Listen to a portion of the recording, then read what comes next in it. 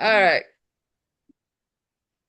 All right. So Dr. Dale Simpson has conducted archaeology research in the United States, Canada, Russia, New Zealand, Tahiti, Hawaii, Australia, and Easter Island. Dale is the director of the uh, Rapa Nui Geochemical Project and Illinois Simpson Archaeology, and has worked with institutions including the Field Museum of Natural History and the University of Queensland. Dill is an anthropological archaeologist with over 20 years of professional experience and more than 16 years of teaching in higher education. His work bridges humanities and STEAM education through archaeology, outreach, and applied research. I am really excited for Dale's presentation tonight, so I am going to shut up and let him take over. Well, very cool. Catherine, I thank you and ESCONI, if that's the correct term I could use. Is that what you guys say? I don't know if I'm an Esconian now. I was trying to figure out what would be the term, but it's a real honor to be able to present a little bit about Diggin Illinois. It's always fun to talk about 13,000 years of prehistory and pre-contact period in an hour and 20 minutes or so. So I do have set breaks within the presentation after certain periods that we can ask questions. And I very much would be happy to answer any of your questions. As Catherine said, just some things. My real job, when people ask me what's the coolest thing that you have found as an archaeologist, and I say, well, a real job. I work with our Illinois State Archaeological Survey, which is out of the Prairie Research Institute out of the U of I. And I'm specifically embedded in the Department of Transportation at IDOT. And it's my job to review projects to make sure there's no cultural impact. And if there are, I send those out to attach them to our field stations so then archaeological work can be done. This year, I just got appointed to the Illinois National Register Advisory Council. So that goes through and determines if, a site or a historic structure could be considered eligible under the four criteria that we have. But my longest running gig is teaching at the College of DuPage. This will be ending my 17th year teaching there. And ECC at Elgin, I just started teaching with them, trying to rebuild and rebrand their archaeology program. So as archaeologists, we wear a lot of hats. I'm wearing one right now because I'm cold. So it's no disrespect that I have a hat on. I'm just a little bit bald and cold. Um, so there. Um, the first map, obviously, we're talking about Illinois, and the questions that I usually receive are things about does Illinois really have archaeology?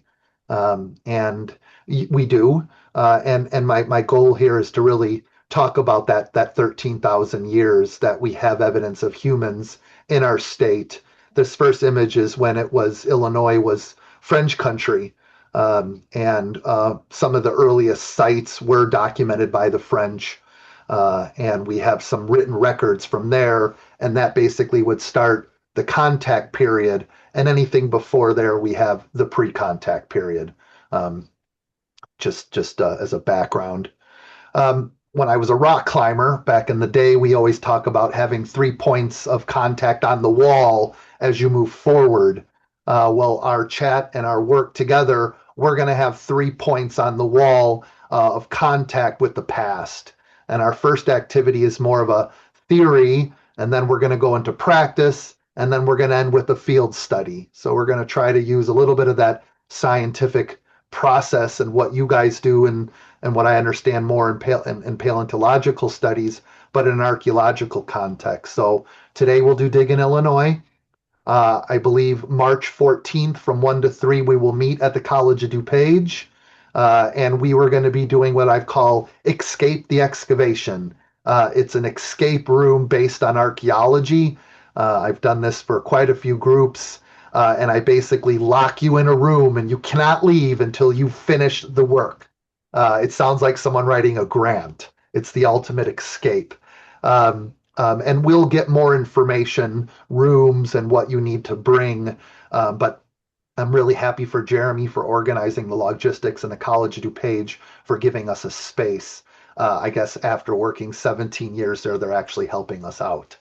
And then our last activity will be, I'm looking at your cool countdown that in 35 days, 18 hours, 45 minutes, and 43 seconds is your big event, March 21st. I was unaware that that was the day and proposed that to do our walk, but instead, or the escape. So we changed that, and then walking with the ancestors was another date. So we're going to do that on May 2nd, and that's going to be an outdoor activity. And I'll talk a little bit about that in the presentation when we deal with the woodland. But that's the 3 points, and then I'll propose one other activity we can do maybe in September for Illinois Archaeology Awareness Month, and we can deal with those details. Most people ask me, not only do we have archaeology in this state, but what natives are related, what natives have lived, what tribal custodians lived. Most of us are more comfortable with using the term American Indian. I use the term traditional owners or traditional custodians that I got from working in Australia and how they see their groups, but most people would be surprised to know there's over 30 groups that have connection to Illinois. But up to just last year, there were no federally recognized tribes in Illinois. It's quite sad. Illinois was a removal state, so after 1830 and Andrew Jackson signed the Indian Removal Act, our basically state became the tarmac of natives to get them on the other side of the Mississippi. And this is another lecture that I do, but I would just like to acknowledge the traditional owners of the land, both past and present, and those that are still with us today. It was great to see last year that the Prairie Potawatomi have recaptured their land by Lake Shabana State Park, and they are doing what they can to come back from the lands they were pushed off. So I will make the note that many of the archaeological cultures, although they have roots to these groups, they're not always directly related. And it's an issue we deal with in archaeology, and we can talk more about this, but we want to be as ethnically correct as possible. And I'll discuss a little bit about this, but I just wanted you to visualize the amount of tribal tribal nations that are connected to Illinois. So why are we doing this? Honestly, your field, I understand more about this group as I read your webpage and sort of your post. Most of it is focused on time depth, even farther than archaeology. So I will recognize that, paleontological study goes much deeper in the evolutionary time of this planet of 4.4 billion years or 4.5665, whatever they've dated these new, zirconium dates to and uranium series dating. When we're dealing with human history, we know that humans have been on this planet as in this form of Homo sapiens for 200,000 years. And I go back and forth with my colleagues my history colleagues, because I tell them we're better. It's so pompous, but it's like you only go back so many years that a written document is there, because 99% of our state's past is not written down. It's found in different types of records, and some environmental records you guys already study, but what we're interested in are the environmental effects that humans have done to the environment, how that influenced their lives, and then those material cultures. And we'll talk about things like artifacts, which are portable things that humans have made, ecofacts, which are things that are like shell or bone that weren't modified, but that were used by humans for food, features and sites are usually made by humans, but they can't be moved. They're non-portable. And then larger landscapes, like down at Cahokia, which is so many mounds and a larger ritual landscape that I understand you had a lecture recently about. So this slide is just trying to show us that archaeology gets us back all the way to the Pleistocene, into the Holocene, and then we can join that archaeological evidence with history, with the oral tradition, with traditional anthropology and ethnography. We can look at it in a multi-scalar way, and it gives us time and space. It gives us spatial and temporal depth. And that's the real benefit of our field. Illinois, in particular, is a real epicenter for archaeology, for its theory, its method, its sites. And I do want to complete, another 2-hour lecture just on this slide, because Illinois really is, it's amazing and I don't want to nerd out too much, but the points of emphasis would be, there is something called the Chicago School of Archaeology. Some of you might be aware of the Chicago School of Economics, or maybe in more of the paleo fields. But we have a Chicago school that basically scientifically created our field with sieving and grids and a more nuanced look at archaeology. We've created methodology like wet sieving. That was a technique that was first done at a site called Coster. Carbon-14 dating, the very basis of how we look at radiometric dates for sites, was made in Illinois at the University of Chicago. So there are a lot of things I can go on for days and days about this particular one, but that's why that question is always there, is, do we really have archaeology in Illinois? And it's just been my goal to scream, well, to nicely say, yes, we do. So we can unmic here. And I got the first question of I didn't even erase it. I'll let that one cheat. Sorry. I was going to ask you, how many archaeological sites do we have in Illinois? On average, people say 5,200. Well, our model, which comes from the Illinois Inventory of Archaeological Sites, this is our Bible, of a way to say it. This includes all of the sites that we know of in Illinois, both pre-contact and historic, and they number 80,000 sites in Illinois. And that's usually quite impactful for people. Now, our models, our algorithms, and our predictive modeling shows that although we've documented 80,000, there's probably 1.5 million more out there we haven't found. So Illinois, because of its rivers, unique ecotones, the amount of animals and fish and birds, this was a mecca not only to learn archaeology, but to make the archaeology. And that's one thing I really want to explore today with you. I know we're a northern Illinois. I just focus on DuPage because I basically live right here. Boom, boom, boom. I live right here in Warrenville. My dad was a police officer in Bellwood, Illinois, and moved us out west, where him and 3 other police officers moved here.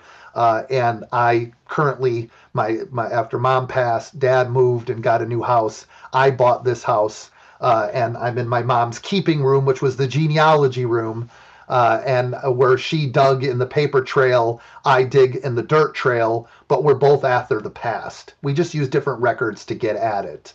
And for me, this site that also comes from the Inventory of Paleontological and Archaeological Sites, every red nugget you see here is a site that's documented inside our county.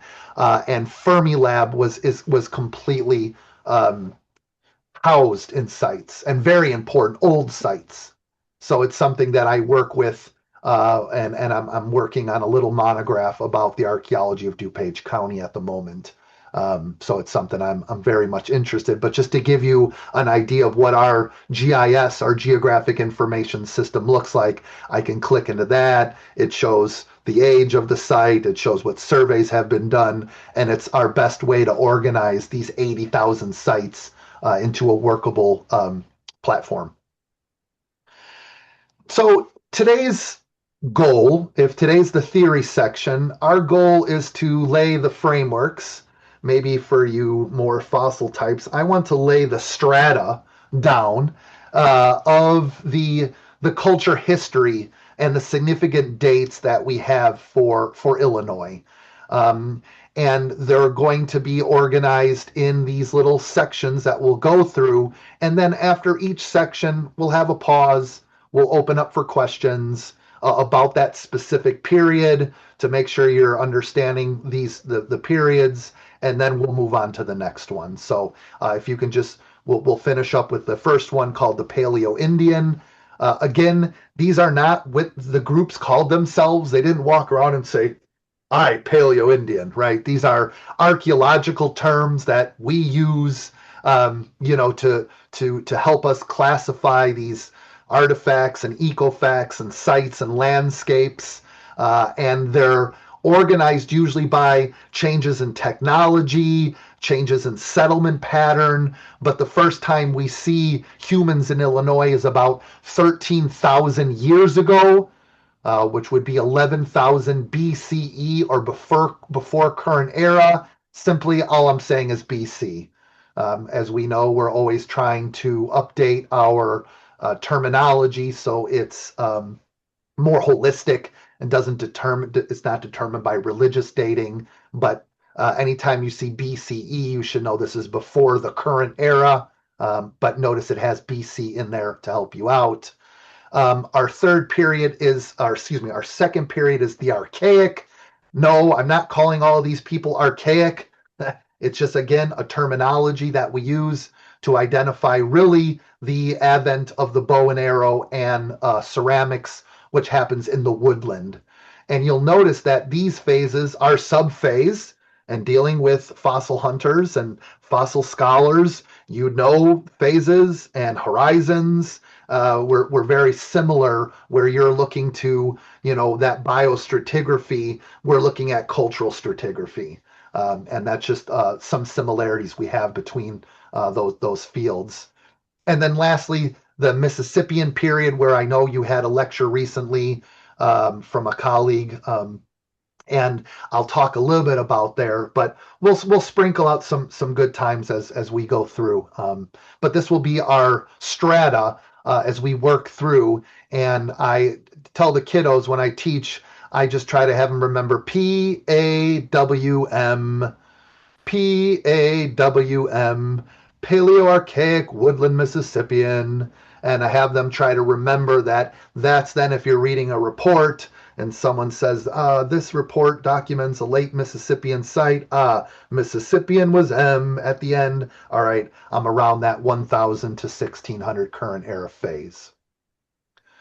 One of the myths that I want to dispel right away is that when the settlers and pioneers came, there's a lot of written documentation about them in pristine land, land that was unaltered, land that was beautiful for the eye to touch and has never been seen by man, and man as sick in there, Well, what we realize is for 13,000 years, the First Nation groups that were relatives to these traditional custodians definitely impacted the land. It was not pristine.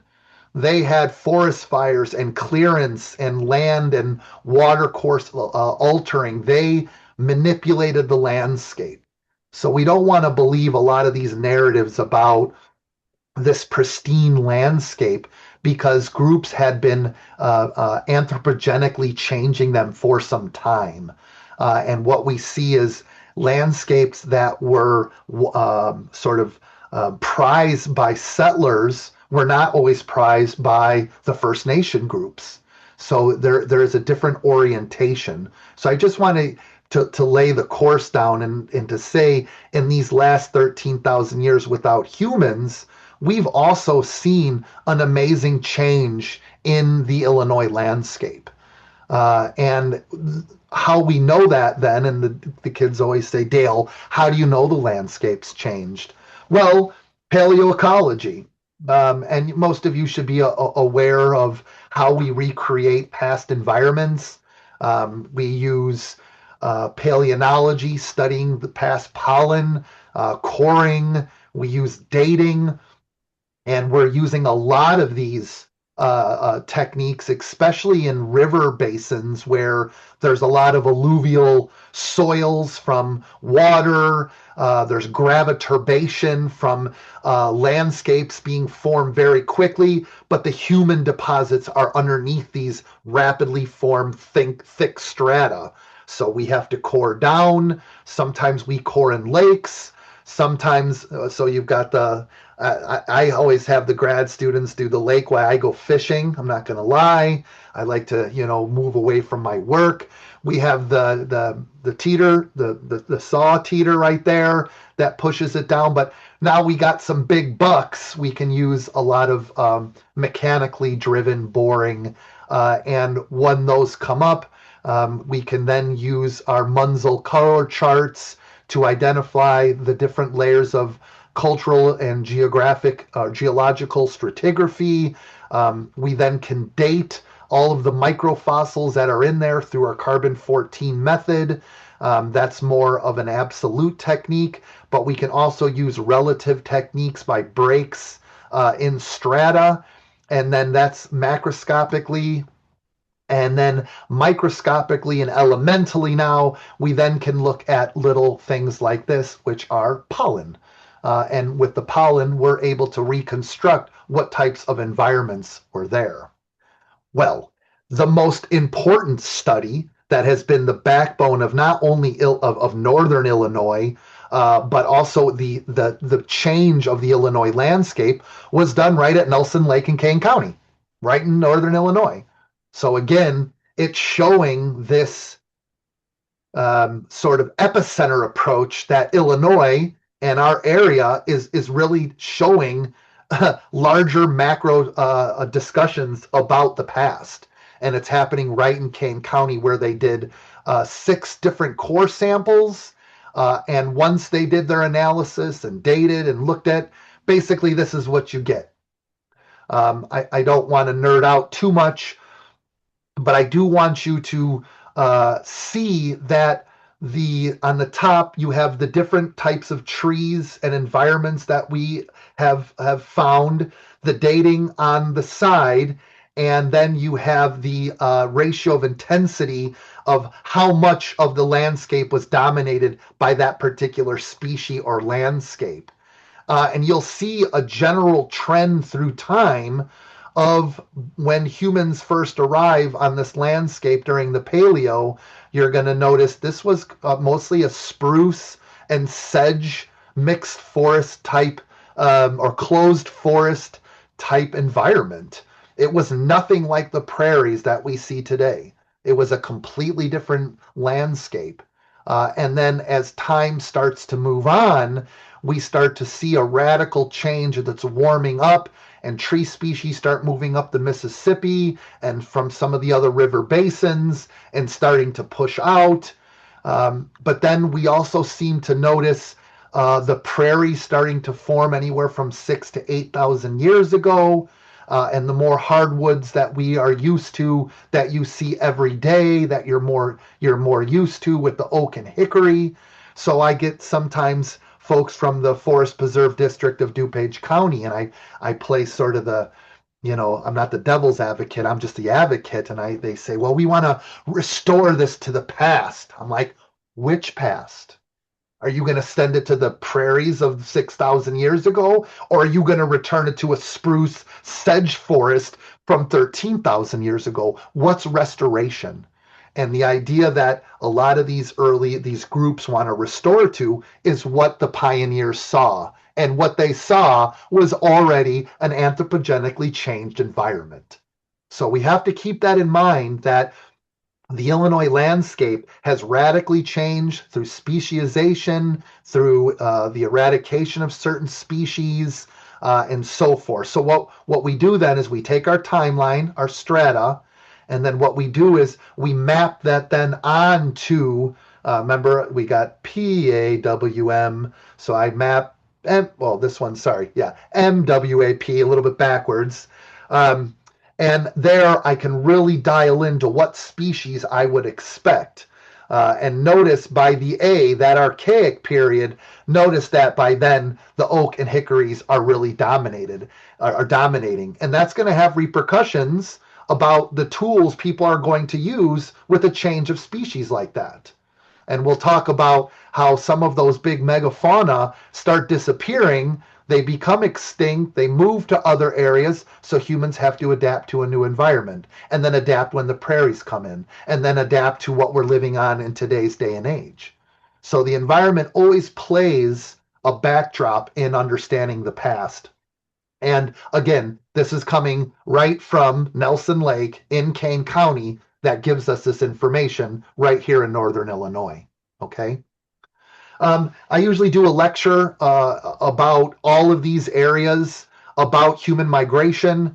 Not to bring anything political in here, but humans were made to move and migrate. Immigration is part of being a human being. We have to move into new areas to change our genes, ideas, problem solving. It's part of this greater human narrative.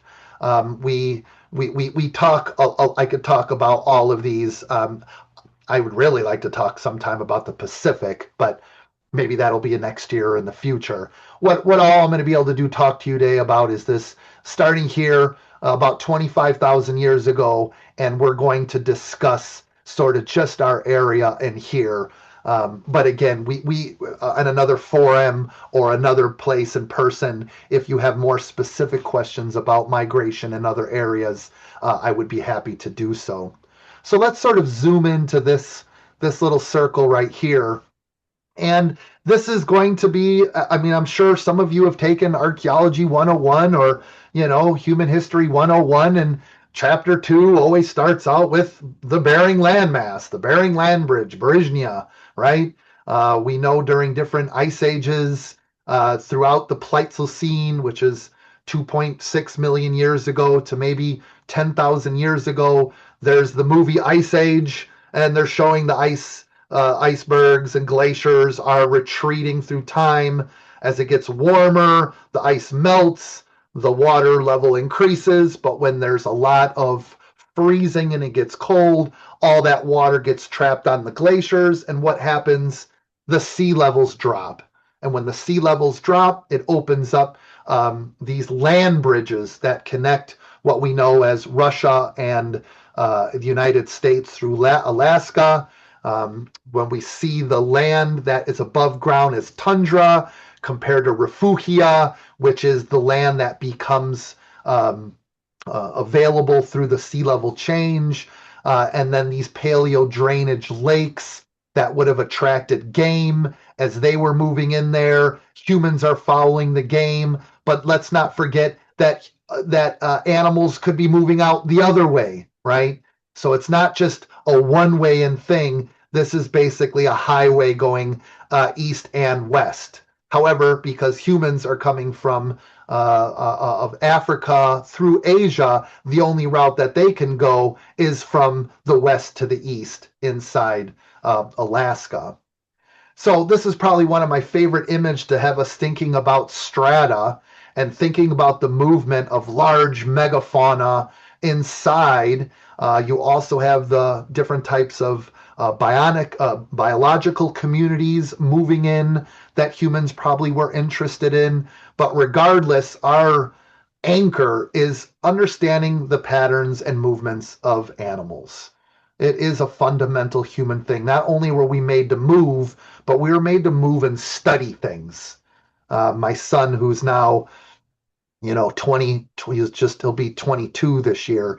He asked me long ago, what was the meaning of life? I said, to travel and learn, bro.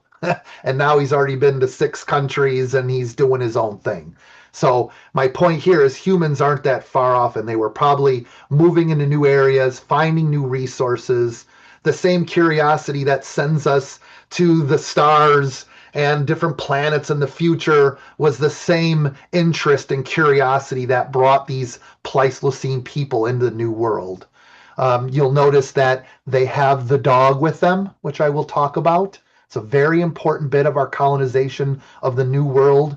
And animals are moving in, but they're also moving out, and I call this the accordion. Sometimes the migration is happening. It's good climate conditions. There's a good leader. The curiosity is there, but sometimes there's no migrations, and it gets smaller.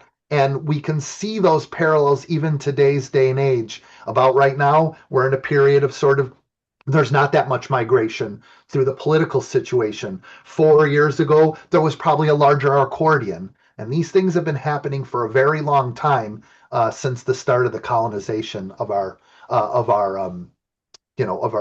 North America. At the moment, there are two accepted routes into the New World. The most common one that I learned about when I went through my undergrad in the 2000s was the IFC, the ice-free corridor, that between the two main ice sheets, it opened up, the animals followed that in there, and then the humans went behind them. But the one that has been gaining more strength and seems to be more plausible for earlier colonization is called the Kelp Highway. And it's actually taking the route of the water route along Alaska through British Columbia and then into the New World as we know it. And the site that best represents this idea of following animals and being able to not have to cross the Rockies, but getting very deep into North America is found actually in a national park at White Sands. This was a huge study. It's been tested, and they've done multiple works. It's undergone hydrometric, we call it chronometric hygiene, where we throw out the worst case dating samples to find the most precise one. And right now, the earliest evidence of humans walking in North America that are surrounded by other types of megafauna is after watching them is about 23,000 years ago. And that is I am very confident in that date. I've read every paper that's come out. I've looked at the calibration. And for you to be plus or minus 320 years off, I think that's exceptional, and it shows the precision and accuracy of AMS dating in archaeology at the moment. There's a couple sets of footprints, and what those footprints are being dated by is not them specifically, but the layer that they're in between other types of grass seeds and gypsum. So the scene's going to be there was probably a volcanic eruption that laid this nice gypsum ash on the ground, and it looks like a group of kids or a mom with their child are walking through this gypsum. They're like walking on wet sand and making their imprints, and then some of them stop and turn and perhaps look at a group of mastodons or mammoths or another type of megafauna that might have been in that landscape. And we know that United States and North America was just full of very cool megafauna. Everyone's well aware of the saber-toothed tiger, maybe the cave lion, the two different types, the mastodon and mammoth. You all know the easiest way to identify the difference are in their teeth and skull morphology. I think I identify with any of these animals, it'd be the giant sloth, because I at times like to just lay around and eat. So I can appreciate if I was a megafauna, I'd be a giant sloth. But it's these animals on that ice-free corridor that they're definitely, with their curiosity and the right weather conditions, are studying and following and honoring.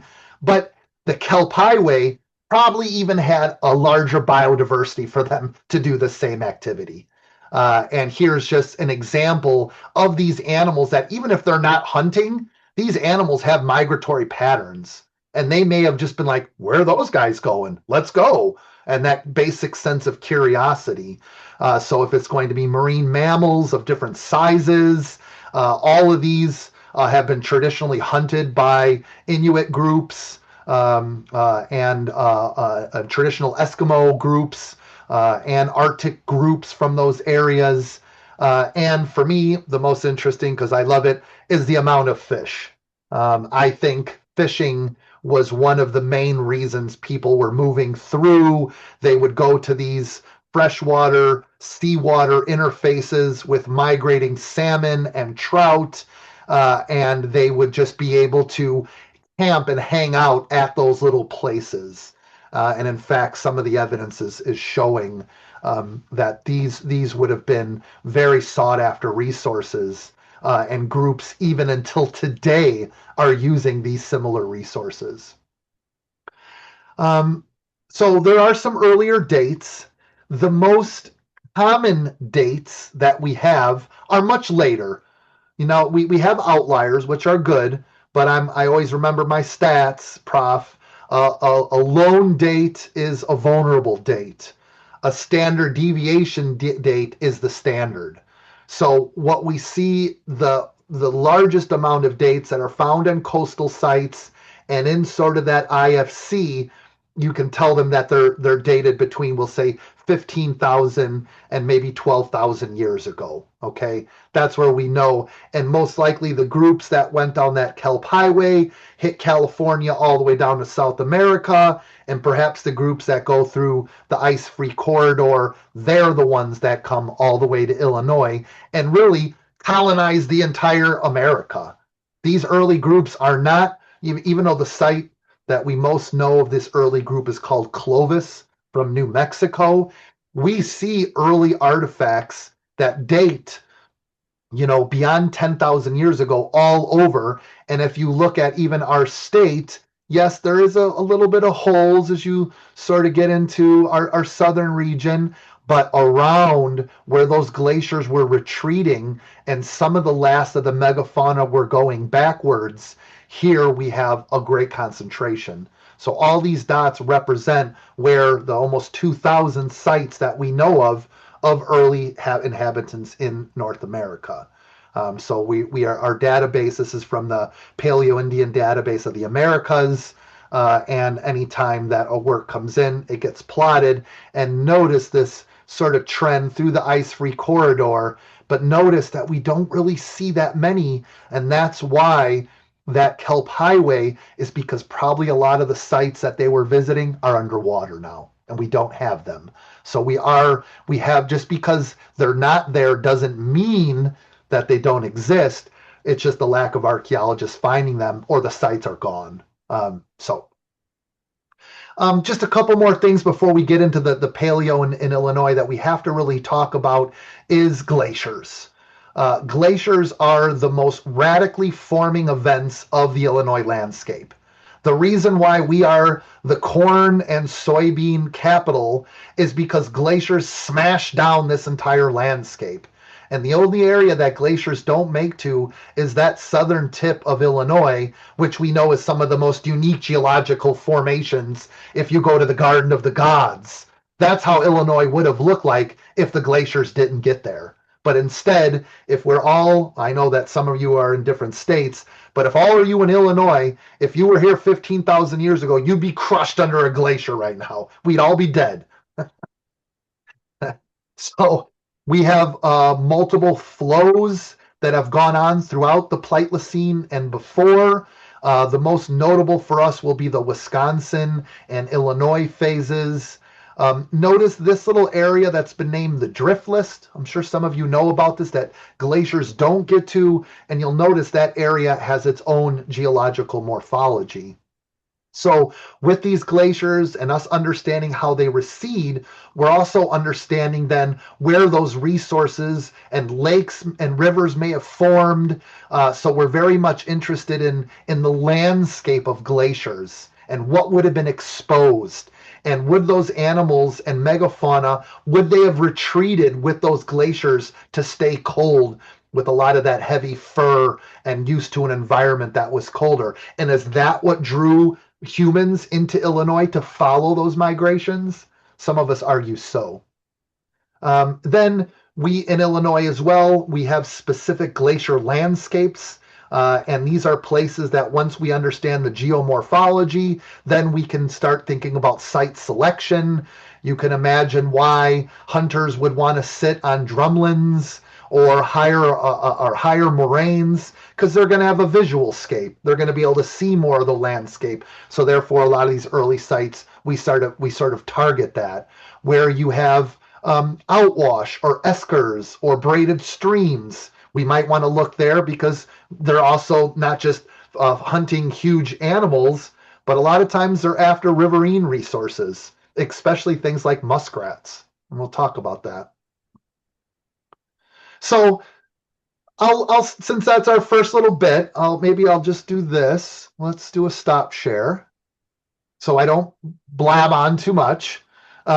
Is there any general questions about that first spiel of mine to get us into Illinois, past the environment, and now we'll sprinkle on the humans? We can Is do it in there, the chat. We can do it in is the there, chat box or come online. I have a question. Are they looking at doing any kind of marine archaeology to support the kelp Yes, path? yes. Yeah, they've been sending a lot of underwater archaeologists, which has been good and interesting. And you'll see a couple TV shows written about it. I think it's called Unlocked from the Ice, and they're showing that with global warming, making more glaciers recede, artifacts are popping up, and then sites can be investigated according to that time period. There are more sites that are being documented on that coast. I know British Columbia does a lot of that work. Some California, Wisconsin, Oregon, they do have programs. It's a little bit harder to do marine archaeology. You need a whole vast different arsenal of tools. But yes, they are investigating. I would see in the next 10 years us finding sites like White Sands along that coast. I have a question. You Sure. said White Sands was those footprints were like around 22,000 years ago. Yep. But then I thought you said the consensus for when the migration happened was like 13 to Yeah. 16,000.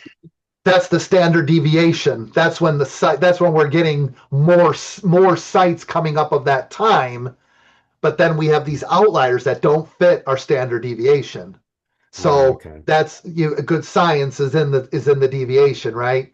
The outliers Yeah. are what pseudo archaeologists love because they can sort of pick and choose what they want on an outlier instead of looking at the main distribution. So while that site is being more and more recognized as the first site, most likely if that was a first pulse through, later people were coming through. So migration is in life in general, I like to say it's the accordion or it's the heartbeat analogy. Where the heart goes up and down, it's a pulse. That's the same thing with a lot of life, and how we migrate, how we move is based on that. Sometimes the accordion is open, sometimes the heart pulses, sometimes it retracts. And that movement that's dated 16 to 14, that's a big pulse compared to maybe that little first couple movements were little palpitations until that first one Sure. goes through. Does that make sense? Cool. Yeah, it does. Thank you. Cool. In your map of archaeological sites, there seems to be like a circle going around Chicago. Is there some reason why the distant suburbs have more archaeological sites than, say, Great. city of Yeah. Chicago? Great question. The one reason it's been oversampled because through the different laws that were made in 1966 with our, different cultural resource acts, anytime federal funding is used, we call it Section 106 protocol is put in place, and things have to be surveyed.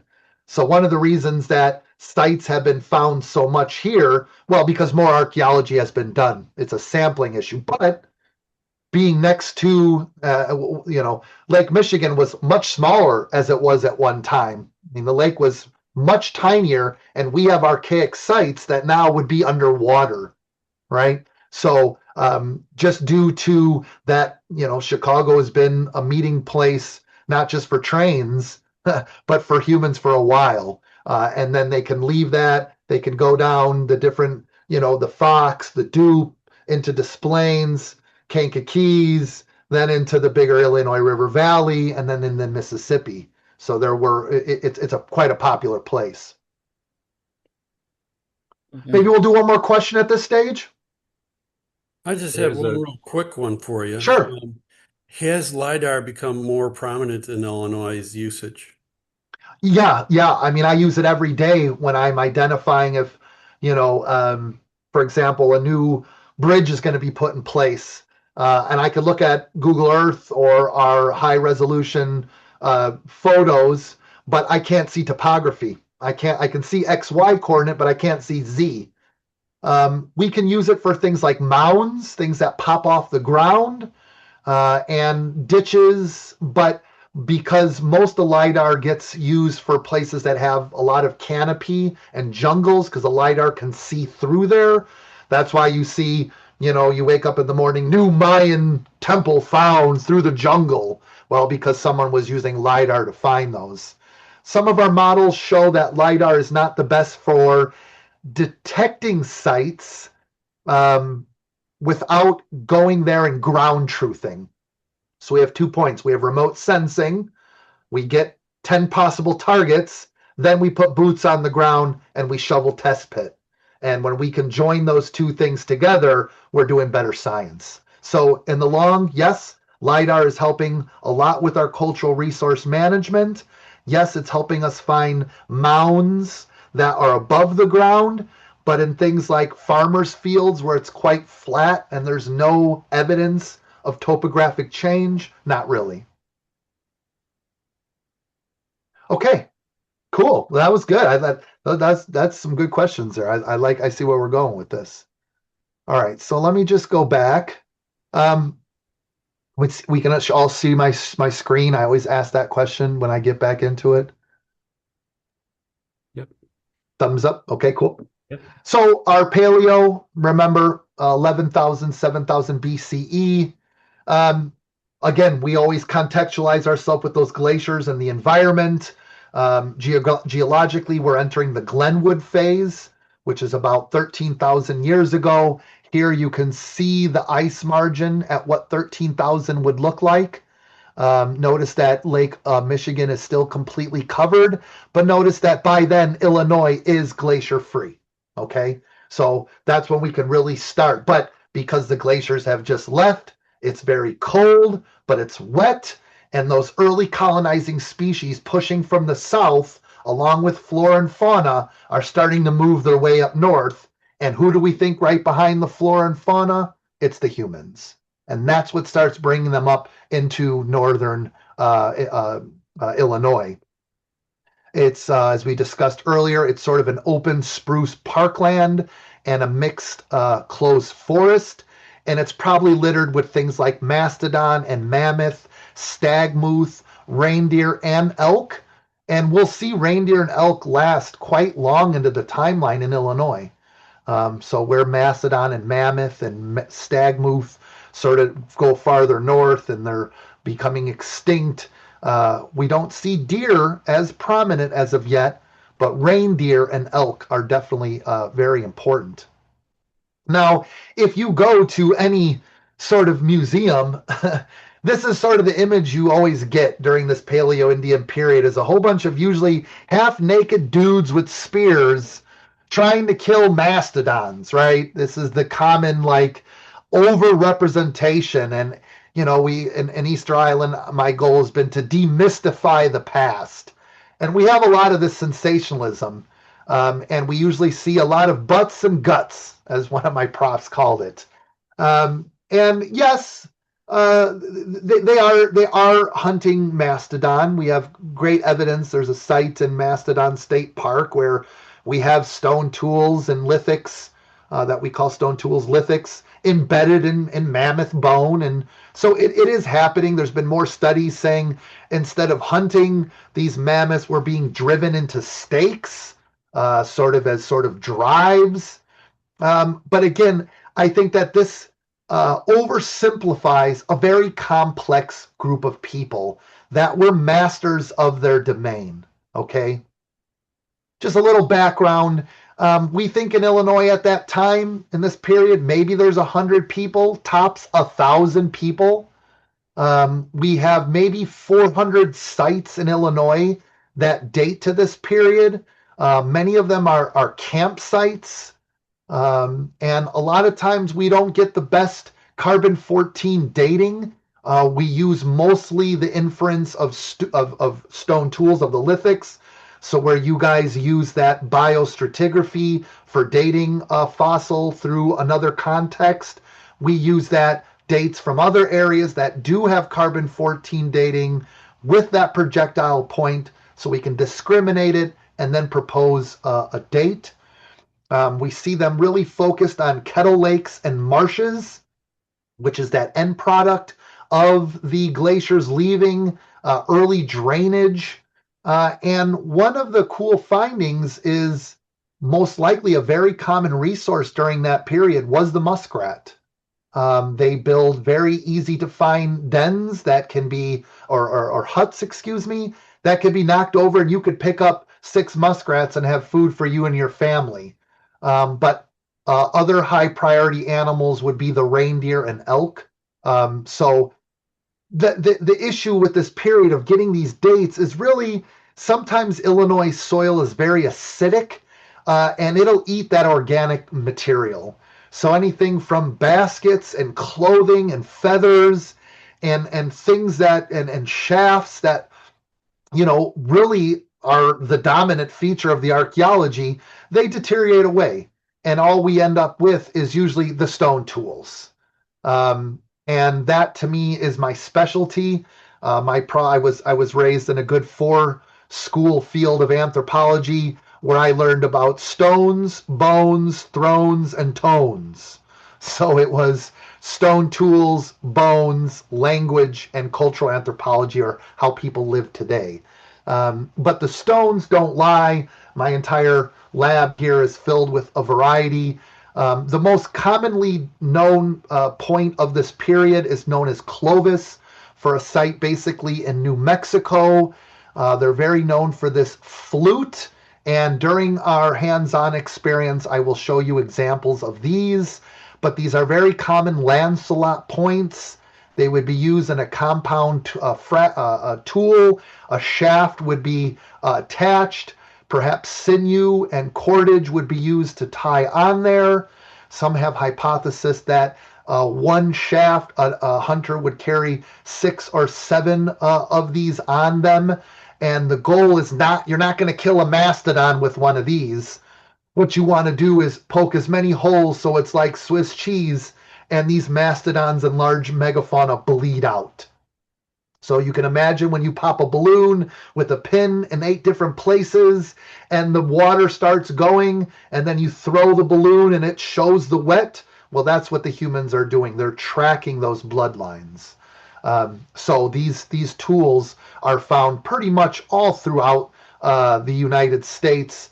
But notice the concentration we do have in northern Illinois up into Wisconsin to a limit there, because most likely the glaciers probably impeded some of the movement farther up north. So if we don't have direct dates, and this is why I try to add for you all, you stoners out there, all the different raw materials. So we have really focused on the different types of chert, which is just British for flint. It's a crystalline sort of stone that is really good for flint knapping or making stone tools. These list right here represents the majority of types that are used, and we'll notice that Burlington, Hickston, Attica, and Cobden are the most commonly used of those sources. And because of that, we're trying to identify patterns of movement. Once I know where it was made and then where I see the stone in the archaeological record, I can start moving those around and looking at how are these groups perhaps moving. And we can imagine these groups were no dummies. They're not going to want to be in northern Michigan in December. And they most likely don't want to be in southern Illinois in August. So they are moving. And some of our evidence points that maybe a seasonal movement could be anywhere from 200 to 250 miles in a season. And then over the year, maybe 450 plus miles a year in movement. And they seem to be focusing on some of these sources of the lithic as being the sort of lithic landmark, but then they're organizing this movement around probably the time that caribou are calving and having their babies. Because again, they're no dummies. And they know when these herds are going to be at their most vulnerable is when exactly those babies are coming out. But what's not in this landscape at the time is where are the other human beings? And that's a question we've been really interested in. And we have to go back to that accordion that sometimes groups were coming together, sometimes they were separated apart. But what that ultimately tells us is that they're not just going for subsistence, and they're not just people without shirts and the butts and guts. These are social individuals that are living and having some of the same problems that all of us have every day about raising our youth, having a quality diet, having exercise, enjoying Mother Nature, seeing the wildlife around us, especially us as outdoor folks. So there are some differences. Now, when we talk about Clovis, then, what we've sort of talked about is the idea of maybe Clovis, there was a conversation earlier about, do you take a fossil and put it into an old classification, or do you create a new species? In archaeology and paleoanthropology, we call that lumping and splitting. Do you lump a new fossil into something that's already been done, or do you split it? Well, what's been happening in early archaeology is everyone's been lumping everything into Clovis. But in Illinois, what we're starting to see are distinct Clovises, plural, clovi. And these are basically 3 circulation networks of lithics that include about 300 miles. So you'll have the source point in black, and then where the main distributions are located. And most of the time, those raw materials don't cross those lines and the major drainages. Is this talking about territory? Is this talking about endemic groups that would only merge in the Venn diagram here to have their meeting rituals so they can mate and procreate and have festivals and parties, like some of the sites we find in northern Illinois? So these transport distances, although they're looking linearly, they may really underestimate mobility, and it may be something more like spheres and circles that they move in. And it's something that we've been interesting. So Clovis first, yes, but we like to think about that there's clovi and multiple groups. So I'll leave you thinking that these groups are not just guts and butts and naked people with spears. These are real individuals that have common problems. They have elders, they have children. They're trying to pass on the knowledge of their religion and resources. And it's just the one thing I do want to leave you guys with as I open this sort of second question period about the paleo in Illinois. I think it's fascinating that this following the source of the material on the Clovis and tracking that. That's brilliant. Yeah.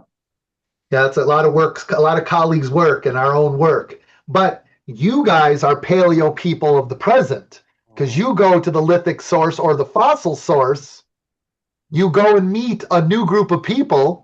Maybe some of you procreate, I hope. And then you move back into your zone. So if you think about it, you are still following patterns that our paleo groups did 13,000 years ago. Your just resource is a little bit different. And yes, it's a reaching example, but I still feel those accordions are still in us today.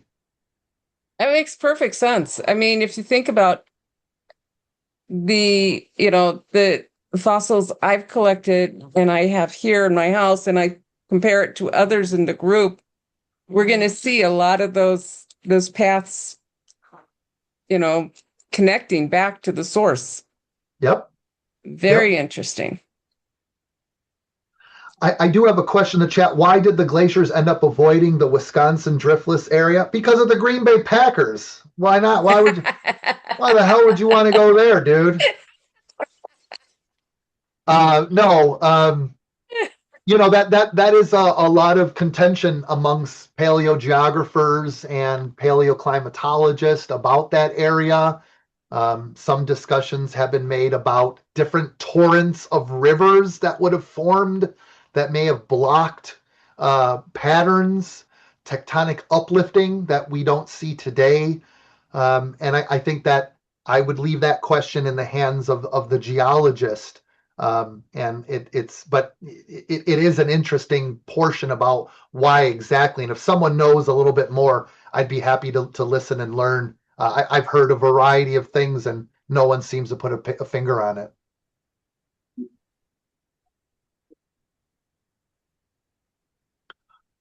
Okay, keep going. Are we good? Everyone take a drink of water? Keep going. We're good?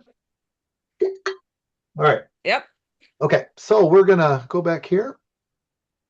Screen 2, boom. All right, so we're saying bye to butts and guts here.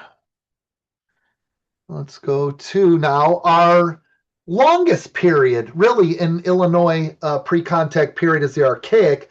Notice it expands quite a while, anywhere from 10 to 7,000 years. It's been, I don't want you to think of these things as being like a timeline that someone said, hey, you're Archaic, I'm Paleo, the line's here.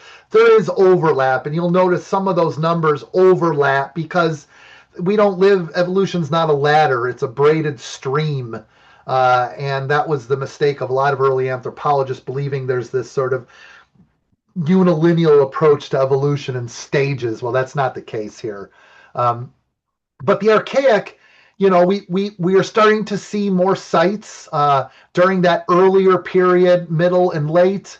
Here's some sites even in our area. I know a lot of people don't use this term and just call it the rock. They argue against the way that the starved is put forward, but that's another lecture. But you were clever. You'll notice they're still being found in some of the major river valley areas with some inland sites. And then if we look at some middle to late Archaic sites, this is some of the heart of Illinois archaeology was forged during the Archaic period.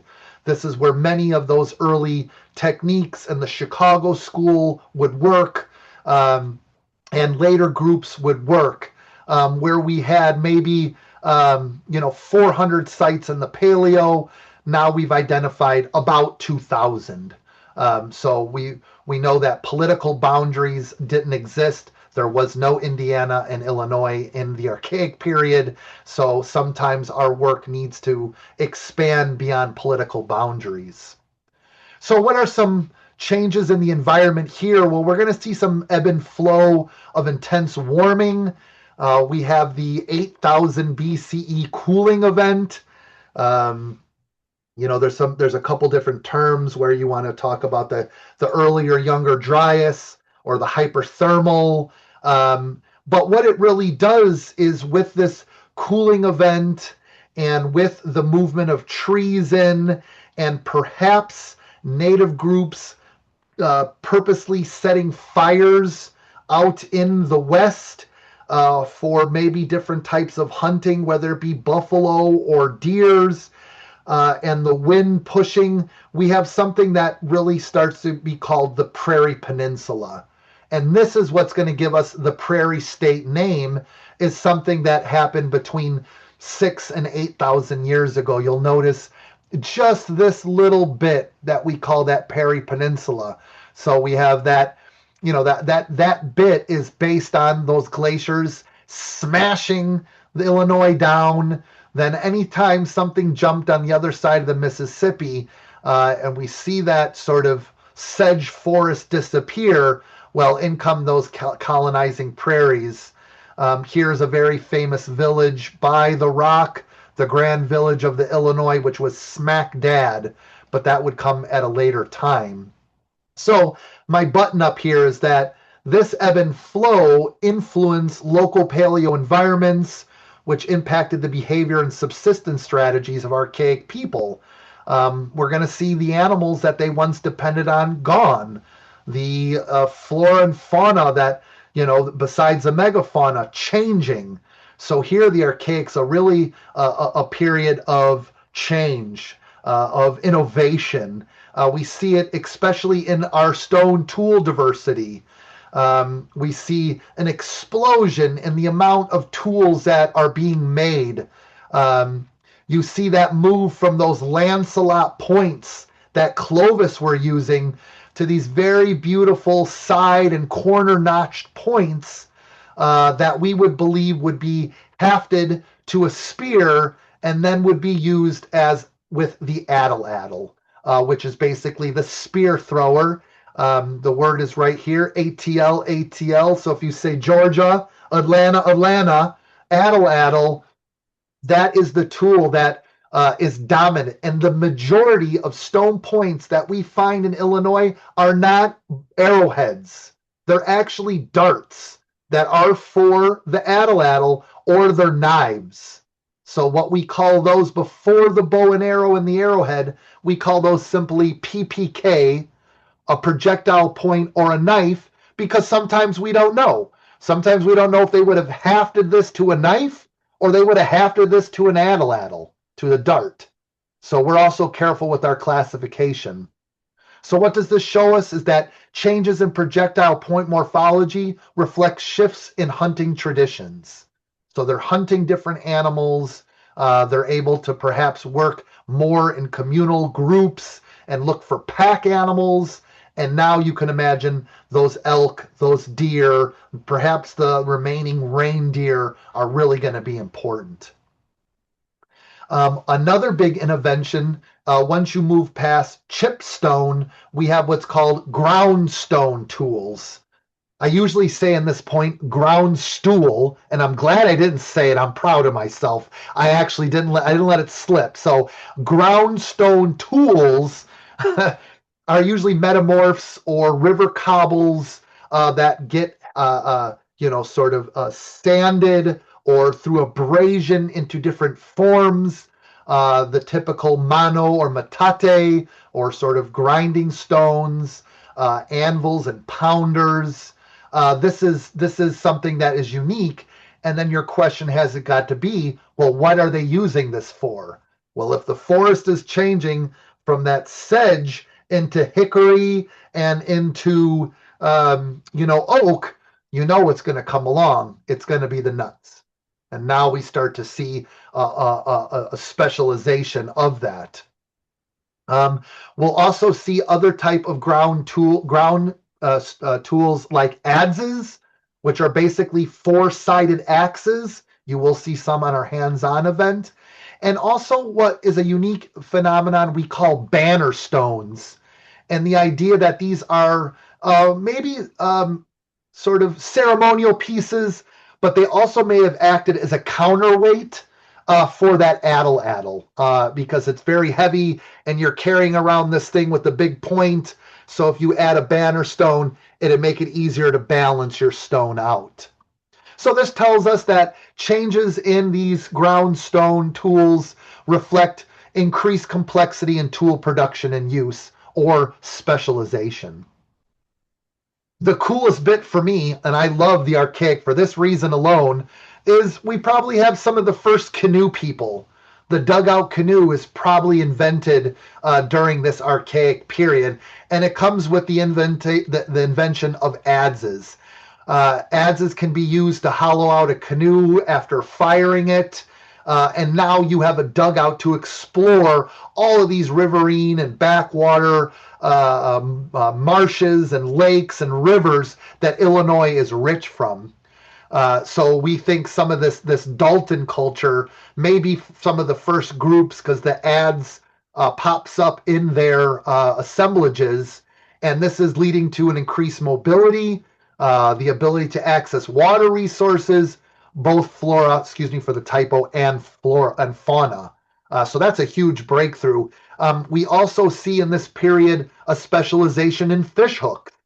So they're not just fishing from the shore, they're probably also jigging from boats. And I get excited because I like to fish.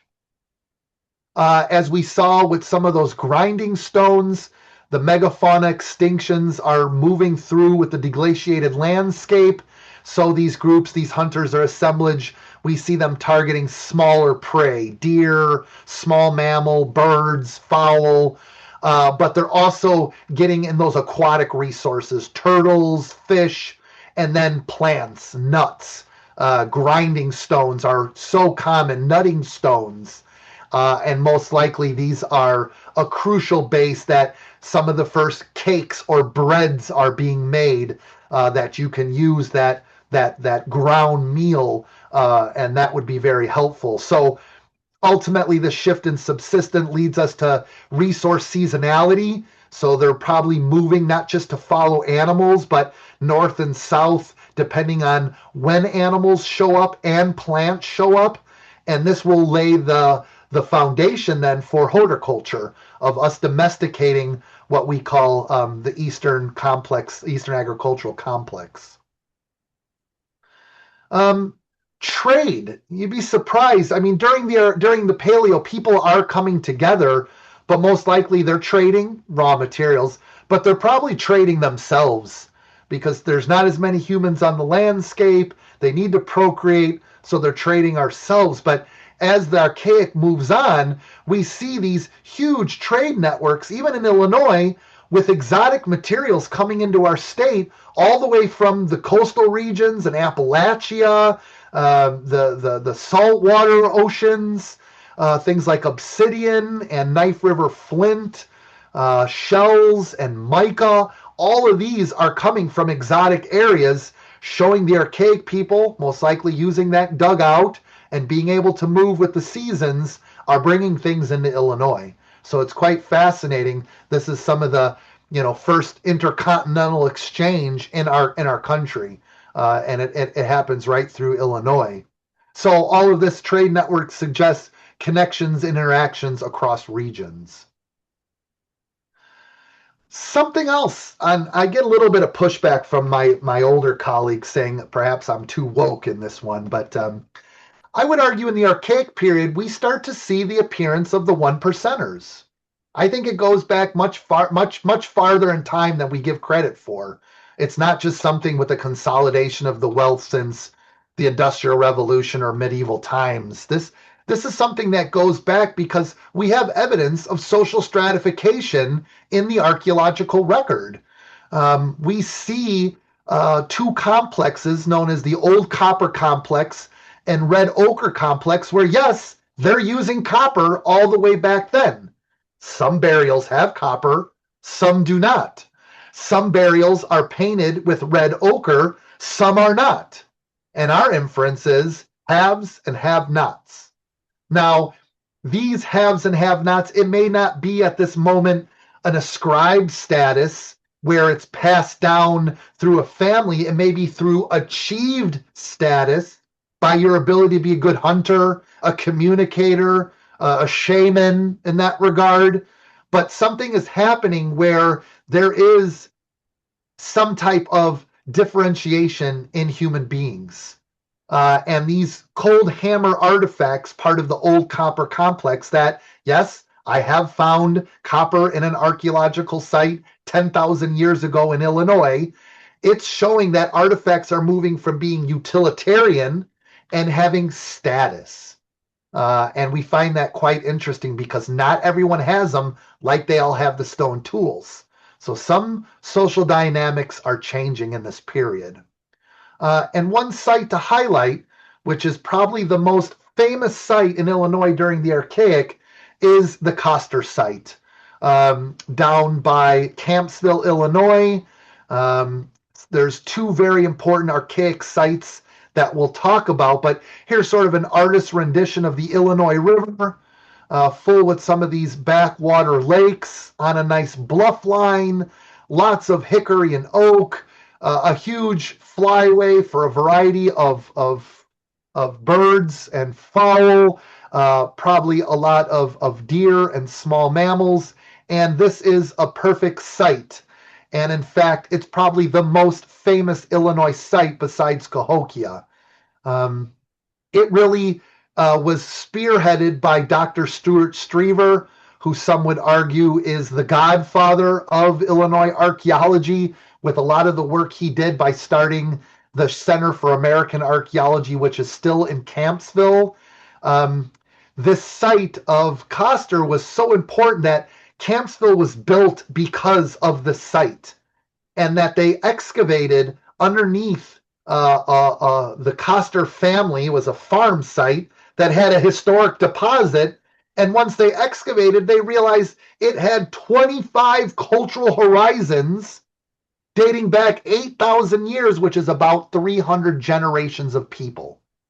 And it was a breakthrough because it showed lifeway in a multi-component site all the way back 8,000 years ago. And it was just unbelievable. It's world famous. And I know my time's, late here, but it was funny. I did my undergrad in Manitoba and Winnipeg in Canada. I got a wrestling scholarship. I think I have like the fifth most wins at Wheaton Warrenville South, 129 wins. Anyways, I went up there, and in my second year class, I had a professor named Dr. Louis Allaire, and it was New World prehistory, right?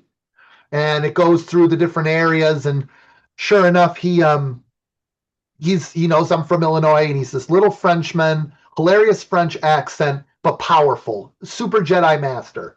And he's like, well, Dale, we're coming up to Illinois. Why don't you tell us about the Coster site? And I look around, and I'm like, what the F's the Coster site, right? He's like, you don't know about the Coster site? You're from Illinois. I was like, oh, I don't, sir. I'm sorry. And the disgust on his face. It's a larger systemic issue that we don't learn any about this in high school. You don't get it till college. But I tell you what, that night I went to the library and I pulled every effing book on the Coster site I could find. And that next day at class, when he said, do we have anything to discuss before I start my lecture? Ready? Well, the Coster site's a world-famous site that's found in southern Illinois, and it just back 8,000 years. I made sure that he knew that I took my time to show why the Coster site was world-famous. And since then, it's now on the National Register of Historic Places since 1972. I wouldn't doubt that maybe some of you in the audience, I give this lecture and I'll have someone come up and say, Dale, when I was in high school, I went there. So maybe in our break, if you were one of those folks, maybe you're in this picture right here. But just look at the scale. There's the historic house. That's them getting down the horizons. Yeah. I mean, hello? Did I hear someone?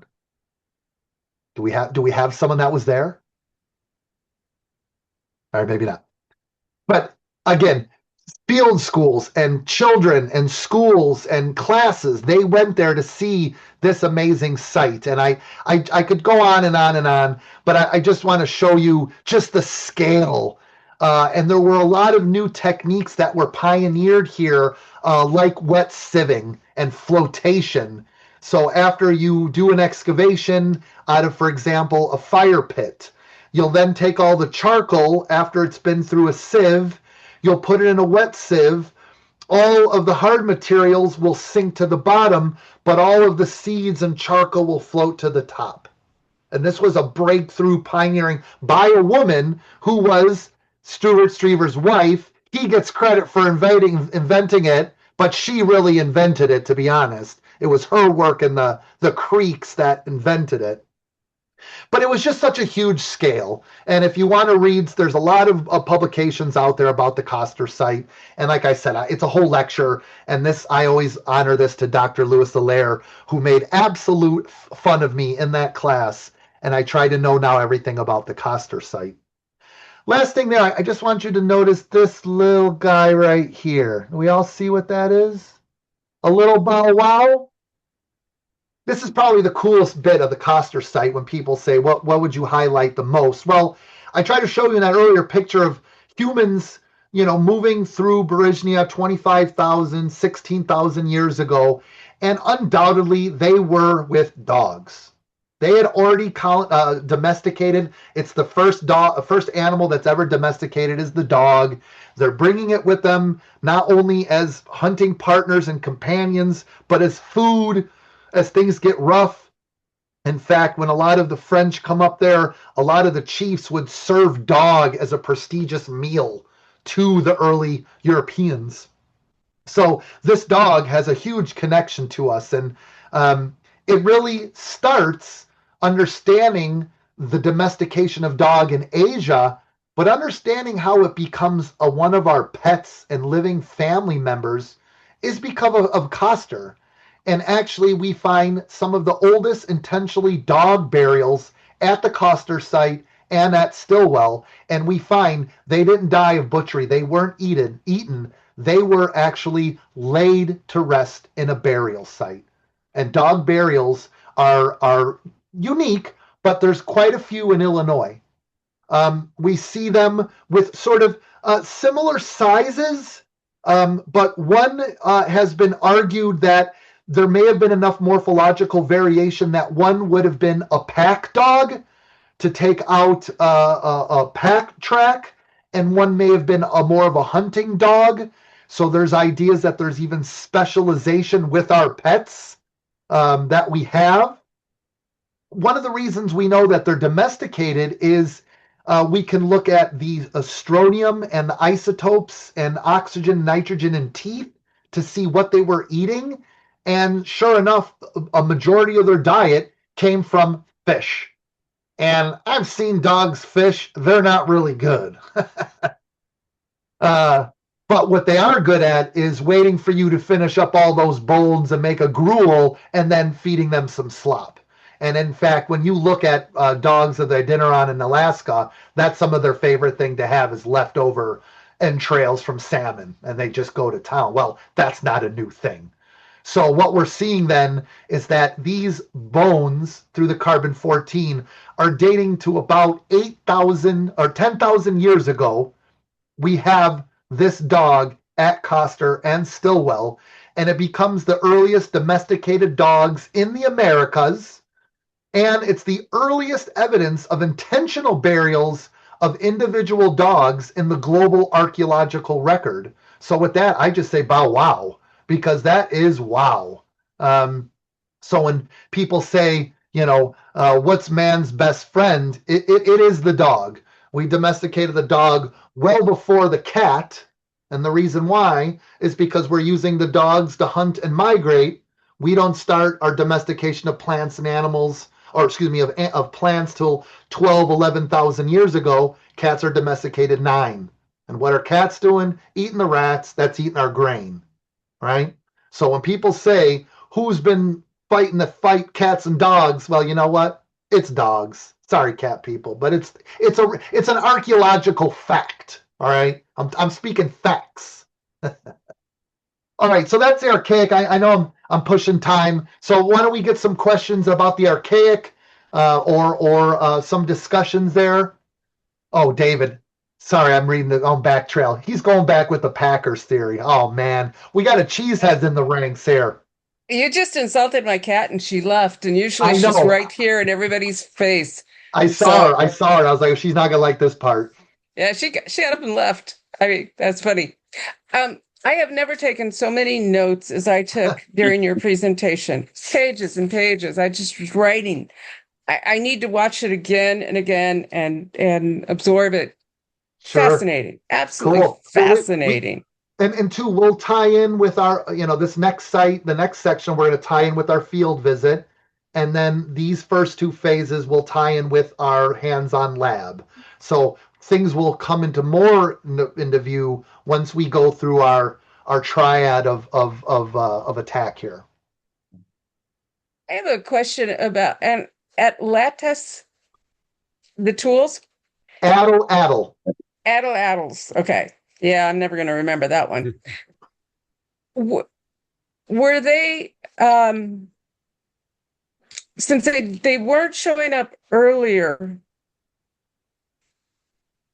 I know what I'm trying to say is, did the peoples of the Americas create them new, or did they bring them? Because I know they've been found in other, other areas totally separate, but Yeah, they're not correct. showing up earlier. They're only showing up later. So Yeah, I'm just curious if there's any. the stone tools, those Clovis Lancelots, aren't usually the best for addles, to be honest. They just don't have the right notching to haft it onto your staff. But it's been around for quite a while. I mean, the word addle is actually the language is actually a Mexican or an Aztec word that we actually use, and Aztecs are much later in the timeline. Yeah. So yes, I believe they were with the early folks because the addles were being used by humans in Europe way before the colonization. So it becomes more popular, I think, once they start focusing on herd animals, because you could have 10 dudes at a far distance with an addle and all launch at the same time, and all you got to do is have one fall in that herd. So I think there were some different techniques. I think it's there, but it seems just like the bow and arrow becomes more important in the woodland. The addle seems to be more important during that archaic period. Thank Good you. question. Oh, I got something. Let me see if I got something new here. I don't know if that's no. Okay, we're good. Hey, Dale. I really go ahead. Oh, you talked about the Coster site. We visited that in would be in the 70s, and ESCONI actually ran many a field trip down to visit the to this Oh, a long, long, long time ago. So, when it was, I think, really just starting. Because what did it start in 72? yeah, a little earlier. Yeah, that's when it gets on the register. Oh, So okay. yeah, but Because it makes sense. This is a group that would go down and visit. yeah, yep. So I bet you, in some of those photos, there's one of your people inside looking at that day. Probably. But I Now, appreciate, so that would be a cool assignment if possible, if records exist or photos, or I know it's hard, that's a long time ago, but if there's any former members that are alive, or if you have those records, that would be cool to look at. well, I think probably if you went back into and we have, I know all that documented on the Asconi's newsletters, there would be information about the field trips and things like that. So Chris, you got some homework, bro. yeah. I want to see it in the newsletter. I'm already I'm going to looking. ask Rich to do a search history. I mean, I could Yeah. even do it, but I'm going to ask Rich and see what he's got, because I mean, he puts up a lot of that stuff on the website, so I'm sure he could put his finger on it Yeah, like I would that. probably He between he can. 1970 and 75 in Yeah, there. you're telling me he can dig it up. Yeah, I bet you he could. All right, I gotta slide that one every once in a while I can. Way back when. Yeah. Well, yeah, check it out and get back to me, and maybe it's something we can check out and look at. Sure. This fascinating. I mean, absolutely fascinating. Oh, just Well, wait. I've got Now this- we're getting in some of the goods. This is some good nuggets here with the woodland. I've got this artifact I found near just west of 32nd Street and Halsted. Okay. So I was working on they were rejuvenating a playground. So we were digging down. I had a job locating utility with a hand shovel. So I was digging down, and this was stuck to the back of the shovel. It was on a rainy day, and so I just I think it must be an artifact because it's dimensional this way, Yeah, and it's also sure. symmetrical, I meant to say. Sure. It looks like a preform, so they haven't finished making that into a point. Yeah, that's what I thought. So I would think that the shape of it looks like a Madison point, a Madison preform, which where you're at is a known Mississippian site where Madison points were used quite frequently, the Hoover site. Why don't you bring that to our event? I'll take a good look at it, but my guess is that's a preform that someone was making multiple of those, and then they would reduce that more in a triangular shape, and that is a perfect example of an arrowhead. Thanks. Yeah. See how thick it is in the midline? The midline's really thick. If you look at how it's got, it's got this little pregnant because they haven't reduced the rest of that margin. That's why it's moving up. So it needs someone maybe didn't like the way the color changed in it, or they didn't like that little. There's a little beta on the back. It looks like it's almost a fracture, but it looks like you have a solid platform, and sometimes there's just defects that they didn't like, and they would just make another one. Yeah, that's what I was thinking. This is a little crumbled down in this corner. Maybe that's what happened. It crumbled. Well, that to me, that's the bulb of percussion. So that's where they hit, and that's where the energy goes into, and it bulbs out, and then they can flake around that. So please bring that, Scott. I'll have a good little look at that, and hopefully give you some more info. By the event, you mean The escape room on the third, on the right, yeah, on the right. 14th, or to the mound walk. Either way. Okay. It's hard sometimes through the screen. I gotta, you guys do this for a living. I gotta look at the artifact and smell it and lick it. Right. Okay. All right. I'll be there. Thanks. Cool. Okay, let's keep moving here. I already see I'm at an hour 30, so I'm a little bit later than I wanted to be, but it's been fun and we've been able to answer questions. So let me just share again. I always got to make sure I do that. So screen 2, sharing. Let's go down to, okay, boom. It starts to thin out a little bit here. This is, all right, I'm going to come here. Can everybody see my slides? All right, so we're going to go there. Let me just take off this loading. Okay, cool. So we're moving on. We've gone PAEM. So now we're getting into PAWM. We're getting into W here as well with the archaic. There's breaks on how we identify the different types of the woodland.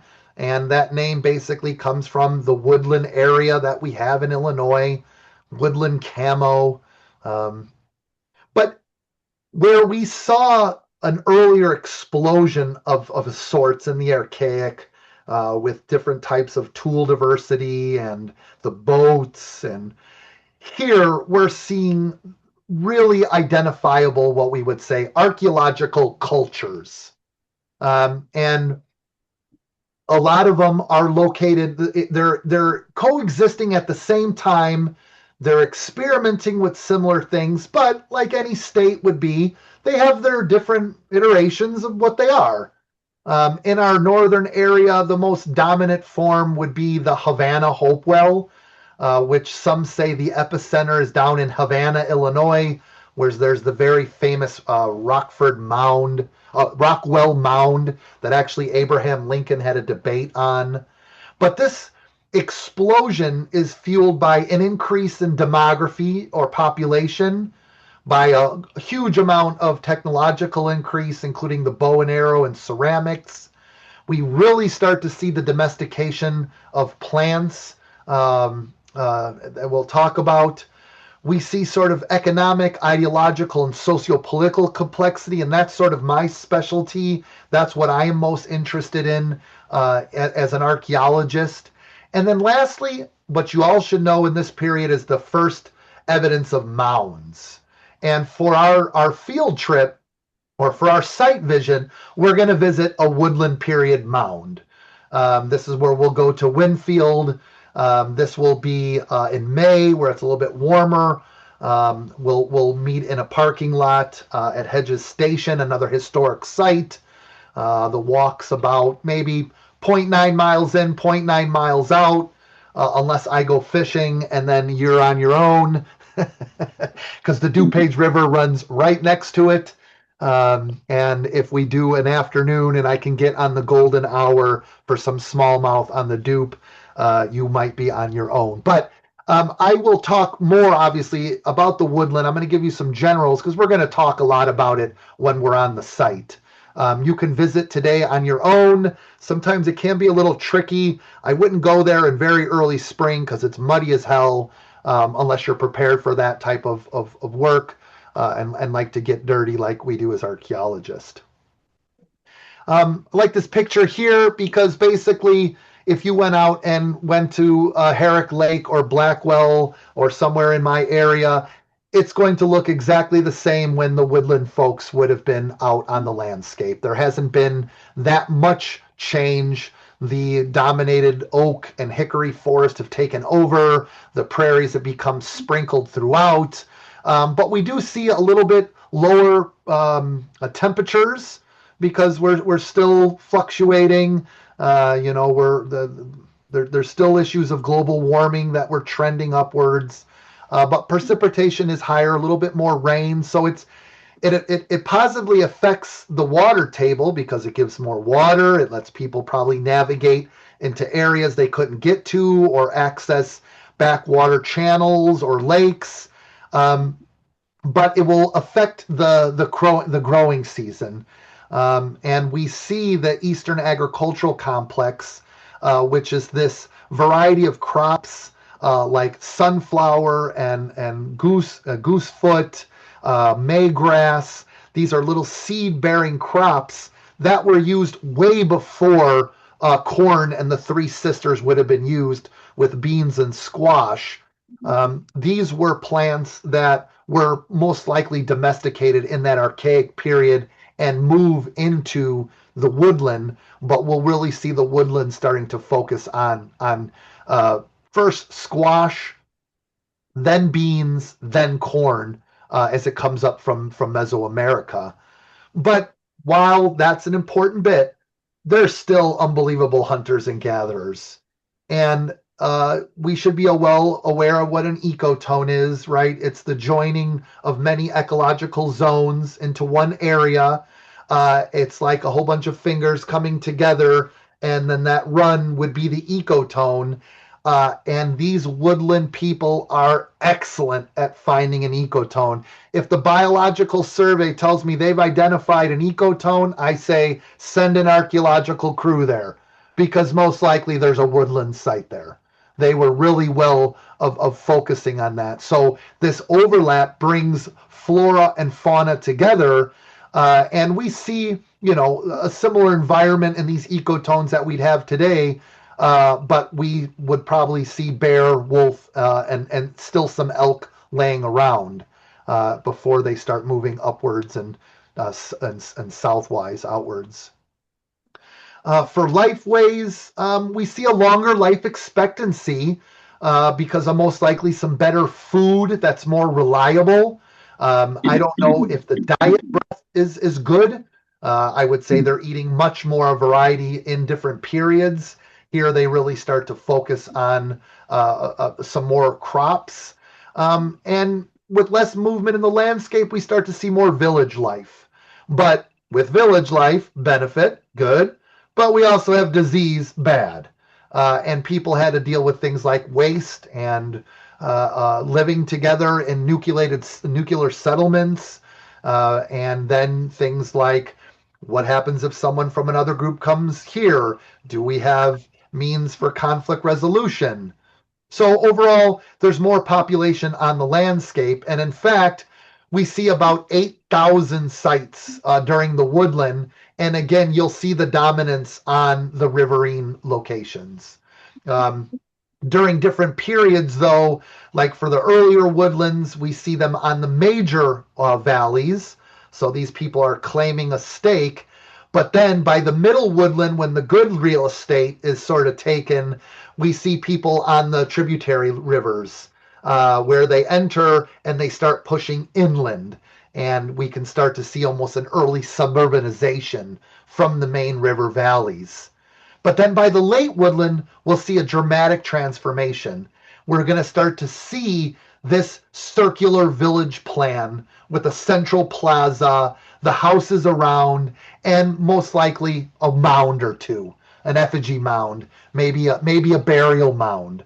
And these mounds then start to anchor people into a specific area, and now they're turning space into place.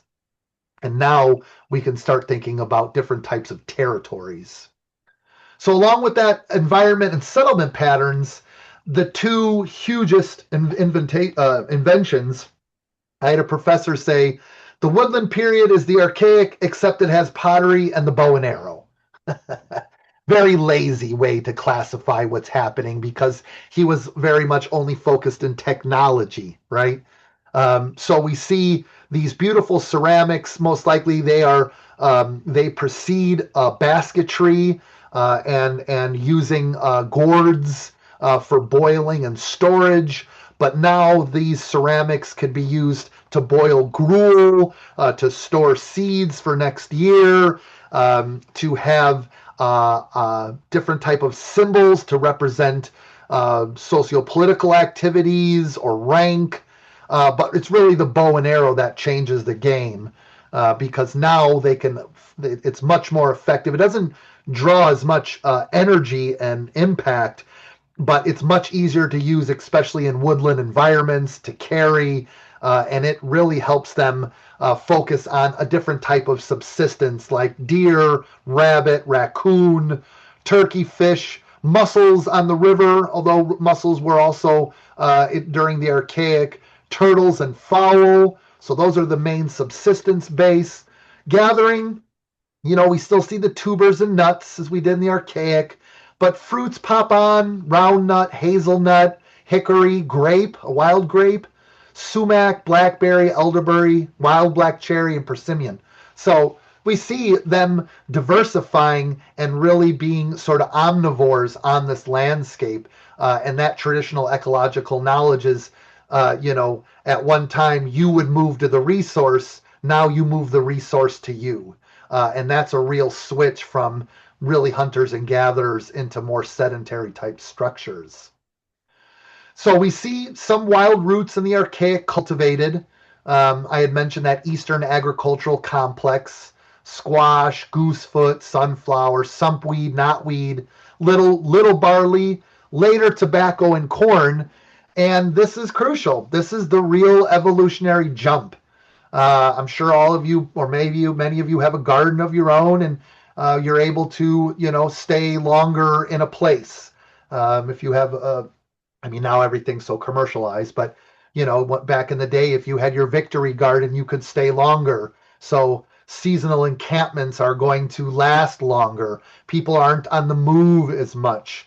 And now if I add all of that beautiful subsistence from hunting and gathering with my horticultural complex that I've got, I'm boiling it in my ceramics. Now I'm getting children to wean off mothers earlier. Populations are lasting longer. People are living to longer ages. And that's where we see that explosion in the population. And that's why there's just so many woodland sites. My last little bit that I like in the woodland is really the cultural complexity. Yes, I mentioned we had interaction and movement of artifacts and materials during the archaic, but man, do we see a real variety of things, really focusing around the Hopewell core, as we call it. If Cahokia was the center for the Mississippians, this Hopewell core around, for example, Hopewell National Monument, is where we see tons of materials being moved, like marine shells from the Gulf, quartz from southern Ozarks, galena, grizzly bear teeth coming out from out west, and obsidian from Yellowstone.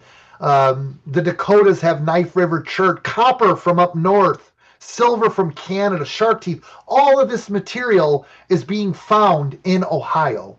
And it's absolutely fascinating to see these groups with all this material. And it reminds me of you fossil hunters, you fossil collectors. This was their fossils going to another site, gathering something valuable, and then showing it off, showing that interaction. But I think a lot of times it was for elite use. It was, not only to have this unique economy, but also to show even more social differentiation, showing the haves and have-nots. Now I have an elite class that probably is ascribed. It's because of birth rank. You may still have some achieved positions by hunters or soothsayers, but for the most part, that 1% is really solidified. And a way that they can do that is mounds.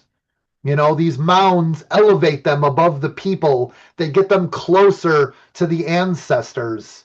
And I heard one great story about an elder who told me the mound, yes, it's about that. It's really about babies and a fat mother's belly, a pregnant woman, because you're born on a mound, and then when you die, you go back into the mound.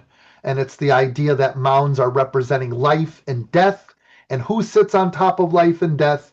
Your upper class aristocrats, who then can create these beautiful landscapes of mounds to be able to denote waterways or precious resources or ecotones. And that's exactly why we'll see Winfield mounds were made, because it's in a perfect ecotone. And that's why they're sitting right there. So that's my little spiel about the woodland. We'll obviously talk a little bit more on site, but I wanted to wet your whistle away before we get into our last culture history section. So any questions about the woodland? I know it's a lot and it's late. I do apologize, but it may be a little cheaper than going to a movie. I think it's great. I have questions, but I want to wait. I want to continue on because I think how about that? We'll do, because the Mississippian's a little bit shorter because you have had some exposure there. So I'm just going to make some comments quickly about the Mississippian, and then I'll wrap it up. Because, like I say, I know I'm taking a little bit long. I see, though, it's the same amount of numbers that clicked on, so everyone stayed. So I know. Yeah, we're not leaving. We're good at this. Okay. All right. So I'll hit our last little phase here. Everyone can see. I'm just going to go to hide controls. All right. Our last bit. Obviously, we get the name Mississippian because of the river basin that we have of the American bottom. But don't be fooled. Mississippian is one of those lazy lumping terms. We need to be splitting Mississippian cultures because they're all unique. They may share a similar core, but those trunks and branches and leaves are different. Our most common one that we know about, maybe some of you went to Dixon Mounds, which is actually, there are Mississippian mounds, but there's also woodland mounds that are there. Well, you've talked a little bit about Cahokia. I'll propose something a little later. If you ever have the chance to go up to Atzlan in Wisconsin, which they call it Cahokia Junior, you can see that this Mississippian complex is quite out there, and what we see is a great deal of Mississippian sites. I don't know why my number's on here, but I believe it's in the tens of thousands of Mississippian sites, and it makes sense. They're basically only 1,000 years away. Some Mississippians extend into colonization, especially by the Spaniards. What the early Spaniards saw when they came into Florida and the areas were basically the end period of the southern Mississippian cultures, which are a migration of other groups coming down south, maybe through environmental change, ideological change, and so forth. So here's a general idea.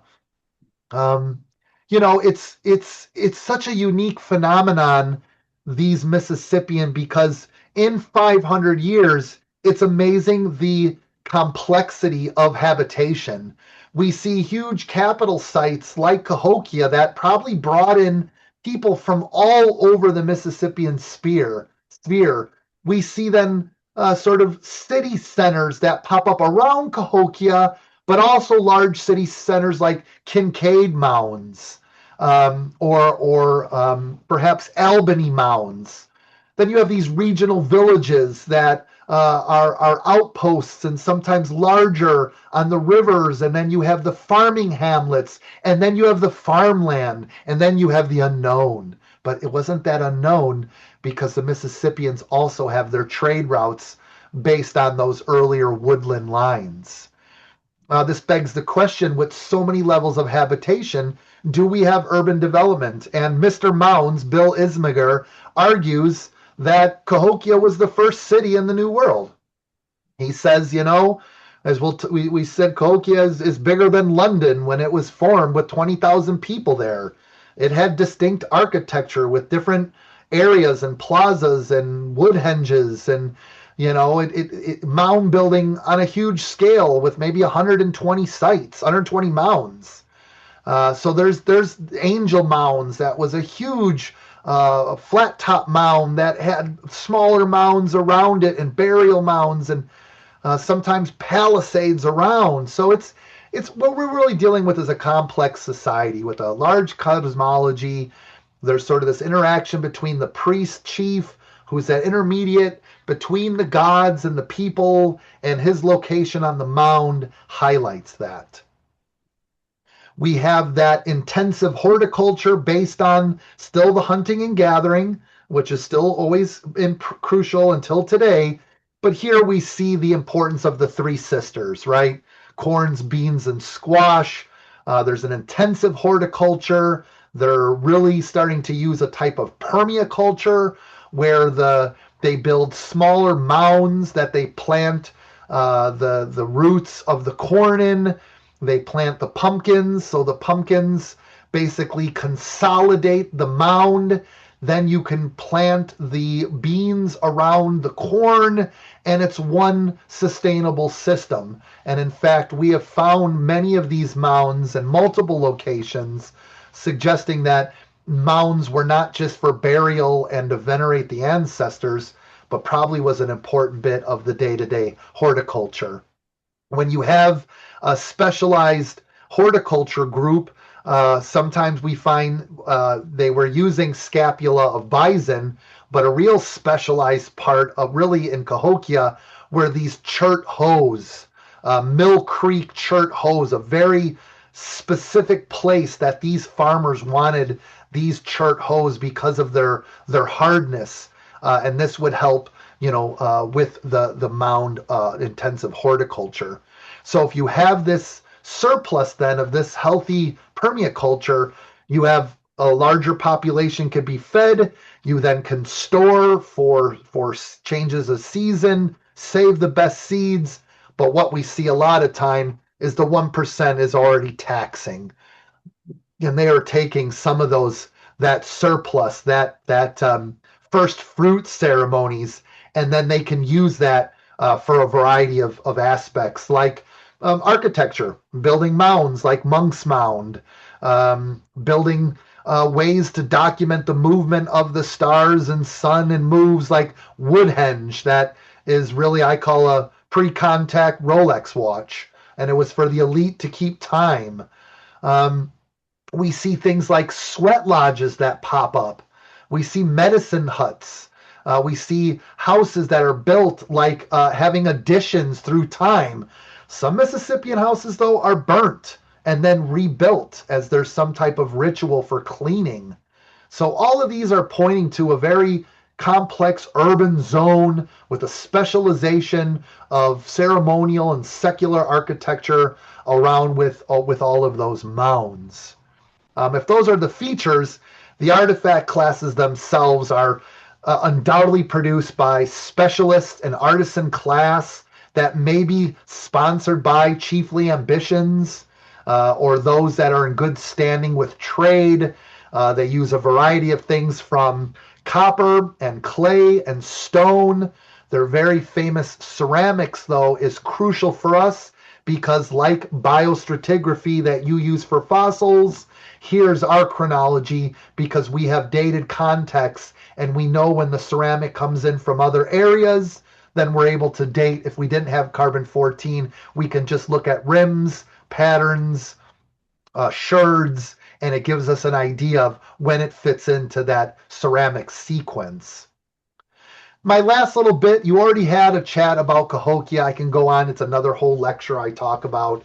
The city of the sun is something so radical. I mean, when I have friends that come from other countries here and want to see Illinois archaeology, the first thing they say is, we're going to Cahokia, right? And I'm like, oh shit, I got to drive 4 hours down to Collinsville. Yeah, we'll go to Cahokia. Let's go. It's well worth it. It's the city of the sun. And I've had some chance to excavate the palisade wall here.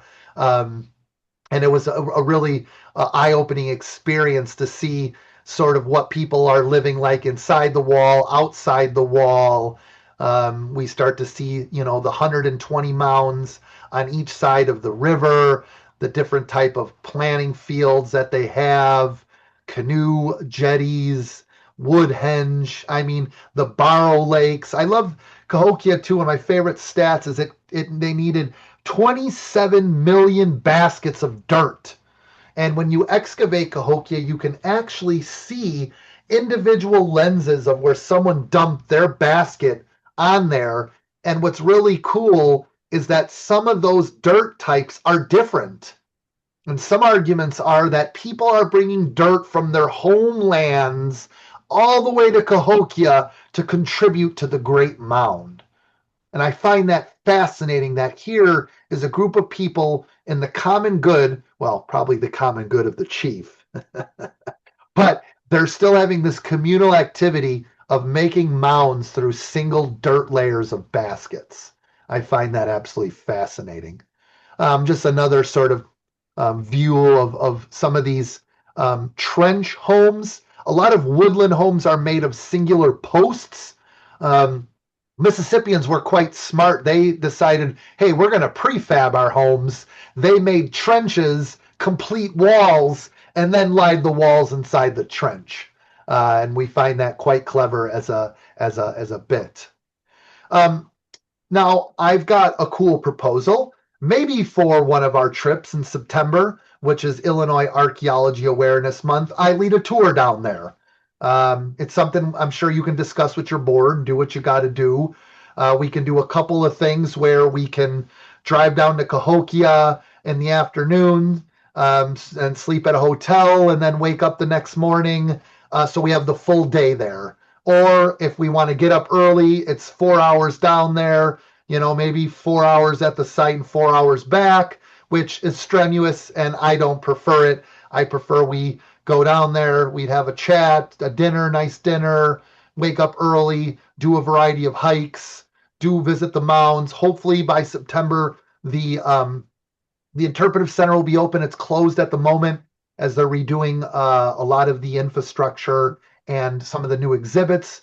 If you want to go on your own, they do a lot of the equinox and solstice events. Don't forget to download on your tablet or your phone the AR tour. It'll spin you around Cahokia, and you could hold up the tablet and it'll show you what it looked like on a slide bar. So this type of augmented reality won a grant and was able to do that. So that's something that we can discuss. I would always start out by the video called The City of the Sun. It's the best 14-minute video you'll have besides what you saw from me after 2 hours. So I thank very much ESCONI for the invite and wanting to learn more about the past in the present for the future. Special thanks to Catherine for organizing this first event, Jeremy for the second.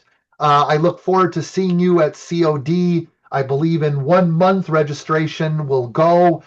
Sadly, because of the event, there's only room for 25. If some circumstance goes crazy, we need 30. I might be able to do something, but I have to just follow some of the rules and regulations of COD. And I would be happy, if you're not already sleeping, to ask and answer any questions that you may have. Thank you very much. Thank you, thank you, thank you. Awesome, awesome presentation. I